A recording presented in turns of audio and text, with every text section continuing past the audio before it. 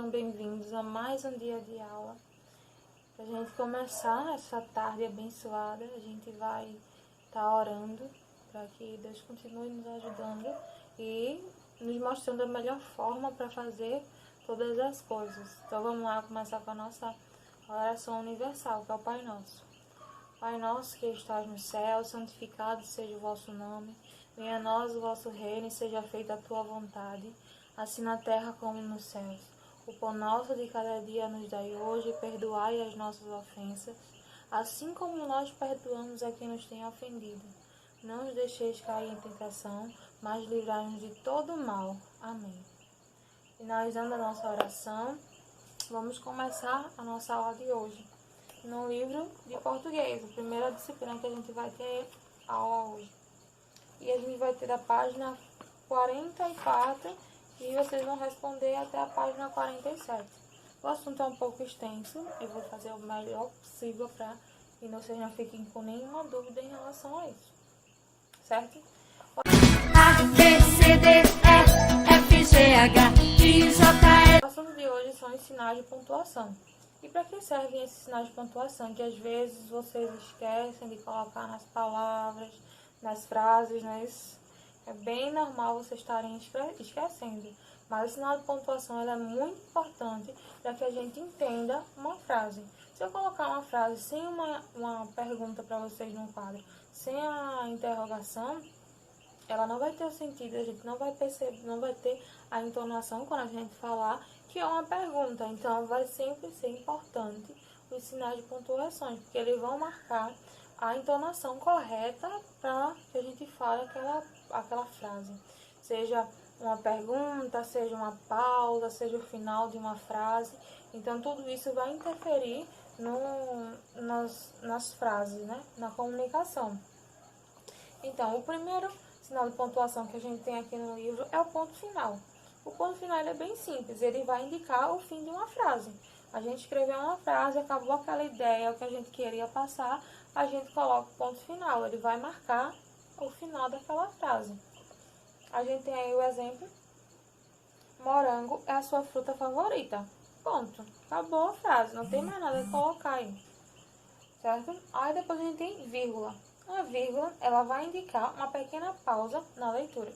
Quando vocês estão lendo quando a gente estava lendo na sala de aula alguns textos, eu digo a vocês: respeitem a pontuação, prestem atenção na vírgula, porque às vezes vocês falam tão rápido, se atropelando todas as pontuações, e a vírgula é importante porque ela vai marcar uma pausa.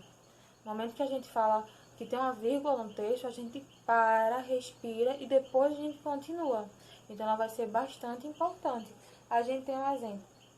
Para que ela é usada? Ela vai ser usada para separar o nome do local e da data. Quando a gente faz o nosso cabeçalho, que a gente coloca Olinda, vírgula e a data, ele vai ser usado para separar o local, Olinda, da data de hoje. E hoje é dia 14 de maio. Ele vai ser usado para endereço. Vocês sabem que toda casa tem um endereço, tem rua, número, então a gente vai colocar ele no endereço também, para separar o nome da rua do número da casa de vocês, certo? Depois a gente tem para separar palavras repetidas. Como é que isso acontece? Vamos por exemplo, relutou muito, muito, muito em aceitar a sua oferta. Quando a gente tem essas palavras, muito, muito, muito, muito, ele está intensificando algo. Para elas não ficarem todas juntas, a gente vai colocando a vírgula, certo? Depois tem em sequências ou para separar nomes.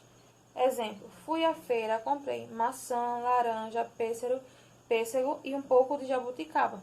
Então, a gente tem diversas frutas aí, e se a gente deixar tudo junto, ficar fui à feira, comprei maçã, banana, não vai entender. A gente tem que fazer essa pausa. A gente separa o nome das frutas aí. Daí depois a gente tem Cristiane, Elisa, Mônica e Solange saíram para almoçar. Então a gente tem diversas pessoas saindo para almoçar e o nome delas não pode ficar junto, porque senão vai ficar um nome só. Vai ficar como se fosse uma pessoa só e o nome dela completo ali. Então a gente precisa estar separando cada nome. E ele também é usado em separação de explicações. Joaquim, o vizinho do andar de cima, viajou e só volta no próximo mês. Então, a gente vai explicar quem é Joaquim. Joaquim, vírgula, o vizinho do andar de cima.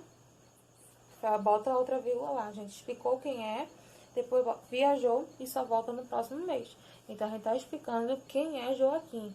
Joaquim é o vizinho do andar de cima. É igual a gente dizer, Sofia, vírgula, a professora de português, vírgula, está dando aula. Então, eu expliquei quem é Sofia. Aí depois a gente vai para o ponto e vírgula. O ponto e vírgula, ele equivale a uma pausa maior que a vírgula. Então, a gente vai ter que parar um pouquinho mais quando a gente tiver um ponto e vírgula numa frase. Aí a gente tem um exemplo. Agora é uma questão de tempo.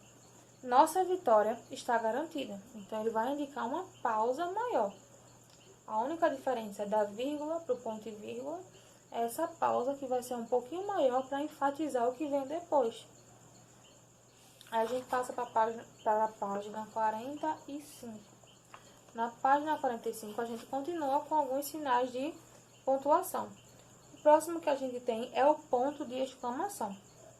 O ponto de exclamação, ele vai indicar uma admiração, surpresa ou um desejo. Exemplo, que blusa bonita. Então, a gente está dizendo, poxa, que bonito. A gente está com admiração daquela pessoa. Igual a gente diz, ó, te amo. Quando eu digo para alguém, eu te amo, e eu coloco a exclamação, eu estou dizendo que eu gosto muito daquela pessoa. Então, a gente está intensificando o que a gente gosta. Aí, a gente coloca essa exclamação aí. O ponto de interrogação. O ponto de interrogação, ele é super fácil da gente saber o que ele é usado. O ponto de interrogação, ele é utilizado para uma pergunta, no final de uma pergunta, para a gente identificar onde é que tem a pergunta aí. A gente tem um exemplo. Você aceita mais um pedaço de bolo? Mesmo perguntar, você já terminou a atividade? Então, a pergunta, ela vai precisar de um ponto de interrogação aí no final. 2 pontos. Os 2 pontos, ele é diferente do ponto e vírgula. Por quê? Os 2 pontos, ele vai ter algumas qualificações para a gente saber onde vai usar. Ele pode ser usado quando alguém vai falar, quando a gente vai ler um texto.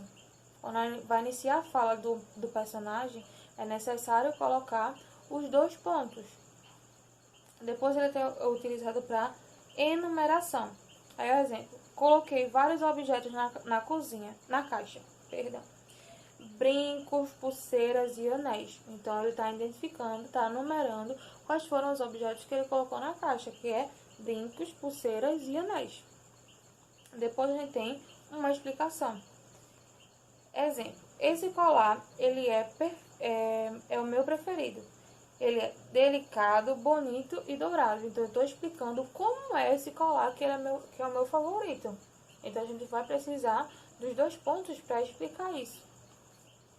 Depois a gente tem os parênteses, que são aquelas duas conchinhas que a gente coloca nas frases. Ele é usado para separar uma palavra ou um grupo de palavras na frase, a fim de chamar a atenção e dar uma explicação. Então, ele também vai dar uma explicação, mas é mais para chamar a atenção mesmo. Aí tem um exemplo. Celina, a enfermeira que ajudou a minha avó, ainda trabalha no mesmo hospital. Então, a gente está intensificando aí quem é Celina e explicando com mais força, chamando a atenção que Celina é a enfermeira que ajudou a avó, que ela ainda trabalha naquele hospital, certo? Reticências. São os 3 pontinhos que a gente coloca aí no final. As reticências, elas são usadas para indicar a interrupção de uma fala ou de um pensamento. Geralmente, ele é usado por causa de dúvida ou indecisão.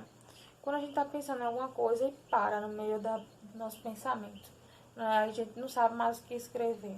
Nesse momento, é utilizado os 3 pontinhos. A gente considerei ir ao cinema no fim de semana, mas aí ela já não sabe mais o que aconteceu. Ele considerou, ele pensou em ir, mas acabou não acontecendo. Travessão. Ele é utilizado para quê? Travessão é aquele tracinho assim. Ele é utilizado antes da fala de alguém. Vai ser a mesma coisa que a gente já viu. Assim, os 2 pontos, ele é utilizado. Eu disse a vocês que ele é utilizado quando alguém vai falar. Mas para identificar a fala de alguém, a gente vai precisar colocar o travessão, que é o tracinho. Aí tem exemplo assim: a professora, explicando pacientemente, disse: dois pontos. Aí na outra linha tem o travessão. Se ninguém acenar, não poderei saber quem quer falar. Então, a professora, quando iniciou a fala da professora, a gente colocou o travessão. Depois tem para separar a fala do personagem da fala do narrador. Nas histórias, a gente tem sempre, quando tem o narrador, quando a gente vai separar as falas, aí é necessário colocar o travessão também. A gente tem, por exemplo, o travessão aí: eu estou ansiosa para que esse dia chegue logo. Aí ele coloca outra versão: disse Antônia. Quem falou esse disse Antônia é o narrador. Então, para fazer a separação, é necessário que a gente coloque um travessão aí também. Aspas. Aspas é aqueles que são assim, a gente tá vendo aí. Ele é utilizado para quê? Para destacar as palavras ou frases em um texto. Exemplo: você quer dizer responder, né? Então, a gente vai intensificar alguma coisa, vai chamar a atenção, a gente coloca aspas, mas é somente para isso. E para citar uma frase de alguém, por exemplo, eu quero dizer uma frase de alguém que já disse há muito tempo, então eu vou colocar as aspas. A frase de um filme que a gente viu e quer postar para alguém ver, a gente é necessário colocar as aspas para identificar que aquela frase não é da gente, é de outra pessoa. Aí tem um exemplo: Fernando Pessoa disse: tenho em mim todos os sonhos do mundo. Então, a frase de Fernando Pessoa, que é tenho em mim todos os sonhos do mundo, é necessário que a gente coloque as aspas para as pessoas saberem onde inicia a frase dele e onde termina, que essa frase não é nossa, é de outra pessoa. E por último, ele indica que o que alguém pensa ou fala. Exemplo: ao despedir-se, a mãe invariavelmente diz: cuide-se bem, pois o mundo é perigoso. Então, a gente está indicando o que a mãe falou ou o que a mãe pensou, certo? Finalizando a nossa explicação, a gente passa para a página 46, onde tem a atividade.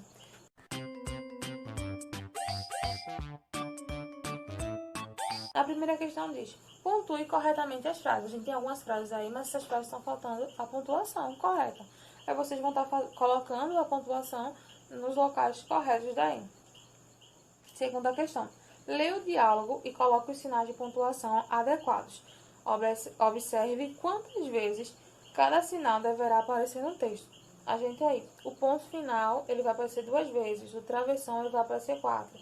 A interrogação, ela vai aparecer 2 vezes, a exclamação 2, a reticências 1 vez, 2 pontos 1 vez e a vírgula 2 vezes. Então, vocês vão colocar de acordo com a quantidade que tem no livro, no texto, para que ele tenha sentido.